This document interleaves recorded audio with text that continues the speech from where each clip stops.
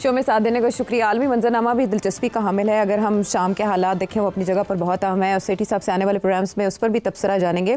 भारत जैसे Donald Trump ने कहा कि अभी आप उधर मुदाखलत ना करें, शाम के हालात को एक करवट बैठने दें, उसके बाद इस पर कोई बात की जा सकती है। तो हम चलेंगे बांग्लादेश की तरफ सेठी साहब, क्योंकि पाकिस्तान के नुक्ता नज़र से अब बांग्लादेश अहम हो चुका है, चाहे एक दहाई तक नहीं था या भारत के साथ बहुत उनकी गाड़ी चलती थी ड्यू टू हसीना वाजिद।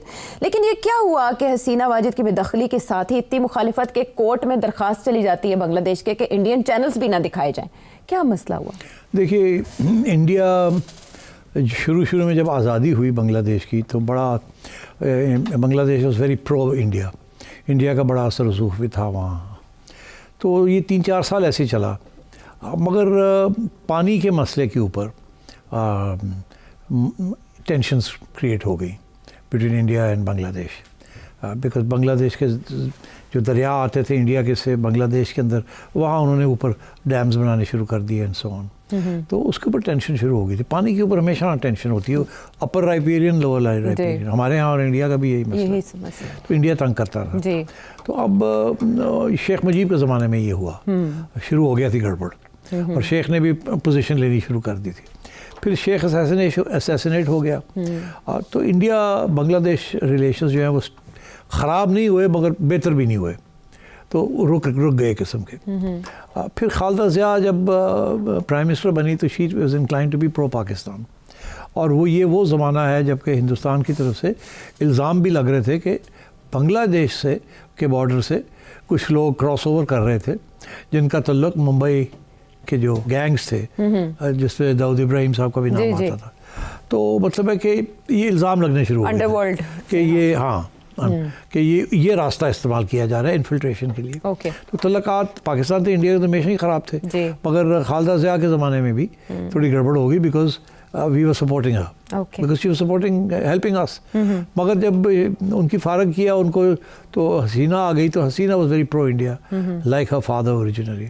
तो इसलिए and while she was prime minister of Bangladesh, तो बहुत करीब हो गए थे।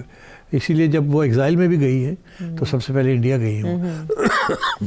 और तो मगर वहाँ भी एक नई जनरेशन आ रही है ना, ये जो नई जनरेशन आ रही है, सोशल मीडिया आ रहा है, इसने वहाँ भी जो माहौल है ना वो तब्दील कर दिया। और इंडिया का जो सिचुएशन है कि सारे नेबरहुड के अंदर इंडिया के तल्लुकात एक एक करके सबके साथ ख़राब होने शुरू हो गए, क्योंकि इंडिया बिग ब्रदर बनना चाहता है ना। आजकल के ज़माने में बिग ब्रदर कोई नहीं मानता किसी को। अब छोटे से भी हों कि हम हैं तो क्या हम तो अपने घर में बैठे हैं, आप कौन होते हैं आगे धमकियाँ देने वाले। नेपाल के साथ इंडिया के तल्लुकात ख़राब, बांग्लादेश के साथ ख़राब, श्रीलंका के साथ ख़राब, चाइना के साथ खैर, और पाकिस्तान तो पुरानी बात। तो अब बात यह है कि बांग्लादेश के साथ भी ख़राबी हो गए, dominating hegemonic attitude of India, और बीजेपी के ज़माने में तो और भी ज़्यादा।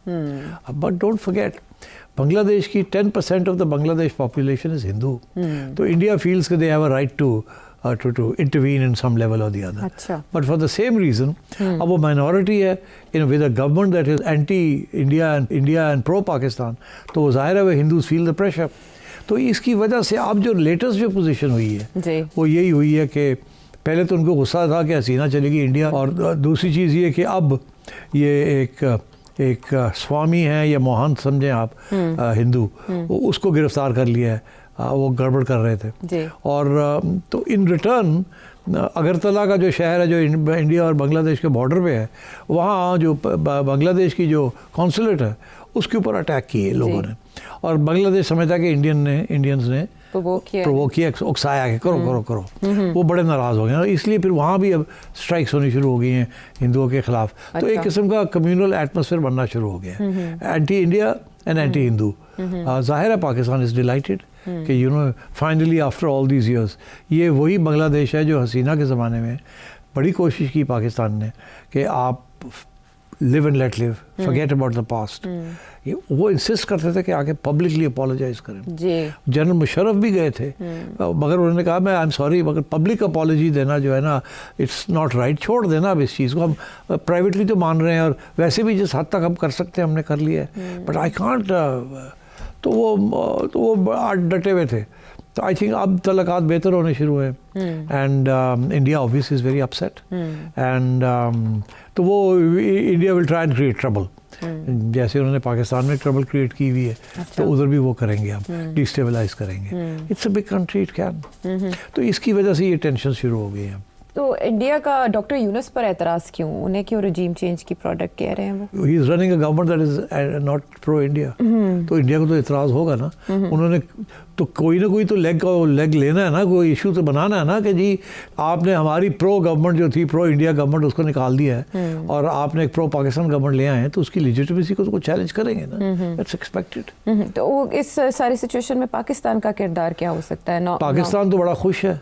पाकिस्तान तो लपक के पहुंच गया वहाँ बांग्लादेश में और अपने तल्लुकात बेहतर करने की कोशिश कर रहा है। तजारतें शुरू हो रही हैं, चीनी एक्सपोर्ट की बड़ा कुछ किया जा रहा है, मीठा किया जा रहा है। हाँ बिल्कुल, होने का जी मौका मिल गया। तो अच्छी बात है। चलें, अपॉर्चुनिटी है इस सारी सिचुएशन में पाकिस्तान के लिए, अगर पाकिस्तान कैच करवा सके और भारत। और अब शामिल करेंगे प्रोग्राम में आपके सवाल, और सबसे पहले आसिफ खान ओकाड़ा से।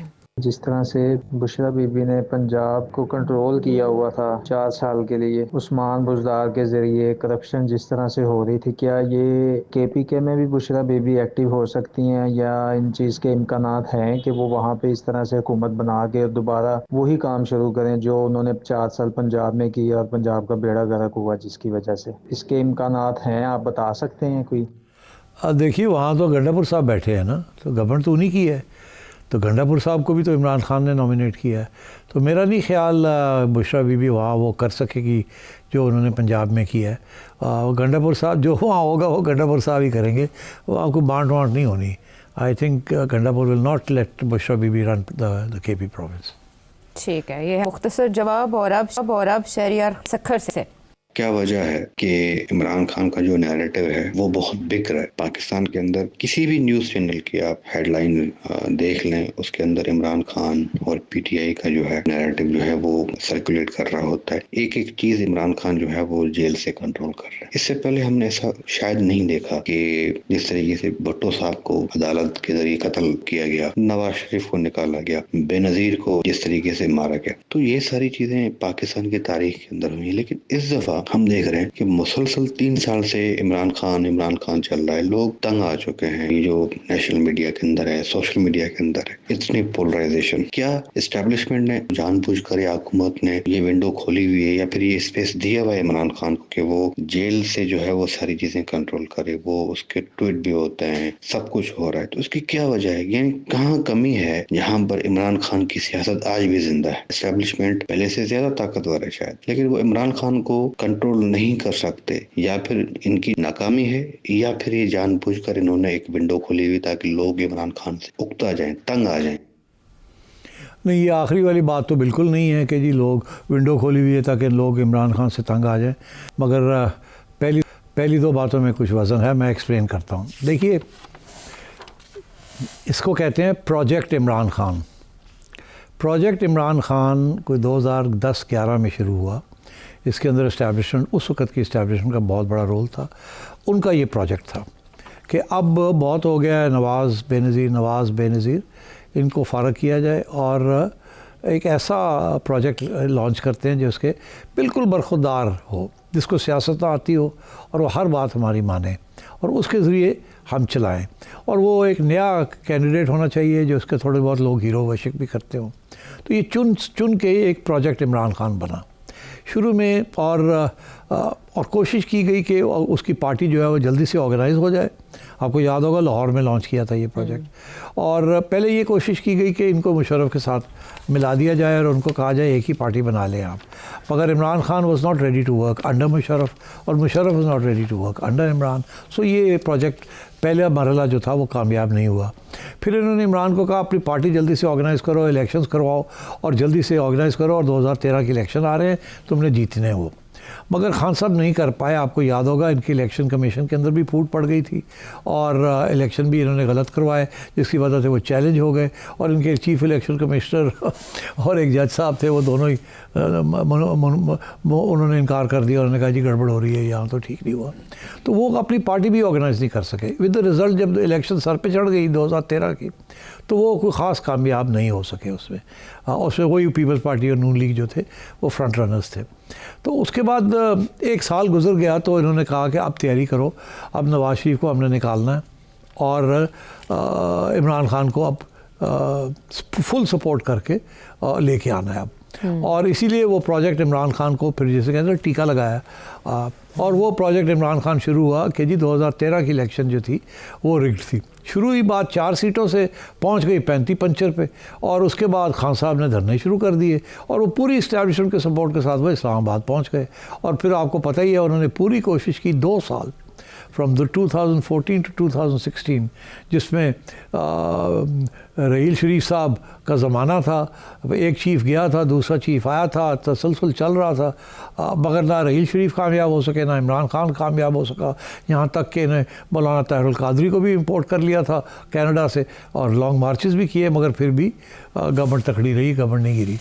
और एक स्टेज ऐसी भी आई कि नवाज शरीफ साहब को कहा गया कि आप घर चले जाएं रिज़ाइन करके, नहीं तो मार्शल लॉ लग जाएगा। और नवाज शरीफ साहब ने कहा लगाना तो लगा दो, मैं नहीं जा रहा कहीं। तो फिर जाना पड़ गया रहील शरीफ साहब को घर। तो वो जो प्रोजेक्ट था वो ख़त्म नहीं हुआ, वो प्रोजेक्ट उसके बाद भी चलता रहा, और उसमें फिर उन्होंने अदालतों का सहारा लिया, और आपको पता ही है कौन से चीफ़ जस्टिस ने इनका साथ दिया, और उन्होंने फाइनली नवाज शरीफ साहब को 2017 में छुट्टी करा दी। और 2018 के इलेक्शन की पूरी तैयारी की हुई थी कि अब हमने इमरान को लेके आना है, और आपने देखा कि 2018 में वो किस तरीके के साथ इमरान को लेके आए, और दे मेड श्योर कि ना नवाज शरीफ ना Asif Zardari party would win. और वो इलेक्शन में आपको याद है कि इमरान खान फिर भी हार रहा था, और RTF सिस्टम ब्रेक डाउन करके और उनको जिताया गया। तो ये इमरान प्रोजेक्ट जो है ये अब इसको चलते हुए 2010-11 से ये चल रहा है। तो आप सोचिए कि 13-14 साल हो गए हैं इस प्रोजेक्ट को। इस प्रोजेक्ट के अंदर एक पूरी नई जनरेशन आ गई है, और इस प्रोजेक्ट के अंदर एक नया सोशल मीडिया का टूल जो है वो बन चुका है। और आपको पता है कि उस वक्त की जो इस्टेब्लिशमेंट थी उन्होंने किस तरीके के साथ, कितनी मेहनत के साथ सोशल मीडिया के ज़रिए, बाजवा साहब थे एक जो कि ISPR के हेड थे, और उन्होंने हंड्रेड्स की तादाद में बच्चों को हायर किया हुआ था to start the social media groups and to promote Imran and to undermine the other 2 parties. तो ये बहुत बड़ा वसी प्रोजेक्ट था इस्टेब्लिशमेंट का, प्रोजेक्ट इमरान। अब उसको टर्न बैक करना, एक बटन के साथ वो टर्न बैक नहीं होता, बिकॉज आपने एक पूरा कल्ट बना लिया बाहर, एक पूरी जनरेशन जो है उसके जहन के अंदर एक कुछ बातें बैठा दी है। और सोशल मीडिया इतना पावरफुल है कि दे हैव टेकन होल्ड, अरे एक कल्ट बन चुका है। तो अब इसको जब अब वो उनके गले पड़ा हुआ है जो ही उन्होंने बनाया, और ये पहली बात नहीं है, ये लोग बनाते हैं फिर उनके गले पड़ जाते हैं, फिर बनाते हैं फिर गले पड़ जाते हैं, यही तारीख है हमारी। तो वो अब वही है, फ्रैंकेनस्टाइन मॉन्स्टर बन गया इनके लिए। तो इसको बटन दबाने के साथ ये नहीं होगा। उधर से जो दूसरी जो जमातें हैं उन्होंने भी कोई ख़ास कारकर्दगी नहीं दिखाई, उनकी तरफ से भी कोई सोशल मीडिया प्लेटफॉर्म, कोई इनोवेटिव थिंकिंग, कोई बयानिया, कोई इस किस्म की चीज़ नहीं है। मतलब उनके जो लीडर्स हैं देर in their 60s and 70s, बड़े डल फेडेड, पुरानी बातें, उनको एहसास ही नहीं है दुनिया कहाँ जा रही है आ रही है। अभी भी वही लगे हुए हैं, जैसे शहबाज शरीफ साहब लगे हुए थे पंजाब के अंदर, उनका ख्याल है फेडरल गवर्नमेंट भी चल सकती है। यहाँ 2 करोड़ बच्चे ज़्यादा ऐड हो गए हैं इन इलेक्शन रोल्स, और उनके लिए ना ISPR की प्रेस कॉन्फ्रेंस का कोई अहमियत है, वो तो टिकटॉक के ऊपर लगे हुए हैं और वो सोशल मीडिया पे लगे हुए हैं, वो अपनी दुनिया में रह रहे हैं। और उनको सिर्फ यही समझाया गया था कि ये दो सियासी जमातें हैं 30 साल से, ये करप्ट है, ये करप्ट है, ये करप्ट है, ये करप्ट है। तो अब वो आपका ख्याल है कि वो बटन दबाएंगे तो ये ख़त्म हो जाएगा? नो। तो इसलिए वक्त लगेगा, और मेरा ख्याल है इतनी आसानी के साथ अभी भी नहीं ये टर्न बैक होगा। आपने देख ही लिया, जो लोग बाहर बैठे हुए हैं वो तो बिल्कुल ही डोमेस्टिक से भी ज़्यादा आगे गए गुजरे हैं। They are very very articulate and very vociferous. और बाय द वे ये इसमें से बहुत से वॉलंटरी लोग हैं who actually believe in this, and so therefore कोई साजिश नहीं है, कोई कुछ नहीं है, ये गलतियां जो हैं they've been piled on piled, and इसलिए अभी हम इस सूरत में आए हैं। और ये इसको किस तरीके से आगे जाके इसको रिवर्स करना है या कोई सोल्यूशन ढूंढनी है, that is the challenge. And उसके ऊपर फिर बात हो सकती है। मैं तो ये समझता हूँ, मुख्तसर अगर बात करनी हो, कि ये ऐसे टर्न बैक नहीं होगा, ये कानून के साथ टर्न बैक नहीं होगा, ये रिप्रेशन के साथ, ऑपरेशन के साथ, जेलों के साथ टर्न बैक नहीं होगा। जब भी वक्त आएगा वोट डालने का, तो जैसे आपने पूरी कोशिश की थी 2024 में इलेक्शन को टर्न करने की, आपने देखा आपने हर साल पूरी कोशिश की, फिर भी नहीं, आपको सब वोट जो है वो कहीं और ही चला गया। तो मेरा ख्याल है it will take time and मेरा ख्याल है इसमें अकोमोडेशन करनी पड़ेगी खान साहब की भी, मगर वो खान साहब तैयार होंगे तो होगी, नहीं होंगे तो ये इस तरीके से ही चलेगा और खुदा ना ख्वास्ता कोई और ना हादसा हो जाए। इसलिए I think it's very important कि पॉलिटिक्स शुड कम बैक।